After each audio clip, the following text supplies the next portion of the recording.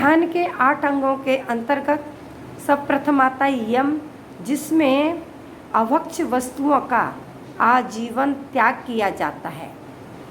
केवल सात्विक भोजन करना, जो कि हम जैसा खाते हैं वैसा हमारा मन होता है। और यदि हमें ध्यान की सिद्धि करनी है तो सबसे पहले हमें अभक्ष्य वस्तुओं का आजीवन त्याग करना होगा, वह कहलाएगा यम। दूसरा अंग होता है नियम का पालन करना।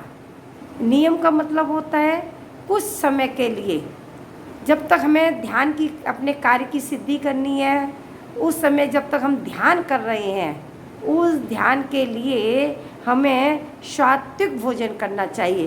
तामसिक और राजसिक भोजन का उस समय के लिए त्याग कर देना, गरिष्ठ वस्तुओं का त्याग कर देना। अन्य भी जिनसे हमारे संकल्प विकल्प अधिक होते हैं, ऐसी इंद्रियों के विषय संबंधी कोई भी भोग हो, क्योंकि स्पर्शन रचना संबंधी जो भोग होते हैं उनको हम काम कहते हैं, और घ्राण चक्षु और कर्ण इंद्रिय संबंधी जितने भी विषय होते हैं उनको हम कहते हैं भोग। तो कुछ समय के लिए हमें उन 1 साल के लिए उस समय सीमा को निर्धारित करके उन वस्तुओं का त्याग कर देना, जिससे कि हम अपने ध्यान की सिद्धि कर सकें। इसीलिए तो लोग वन में जाकर के ध्यान करते हैं, गृह का त्याग करके।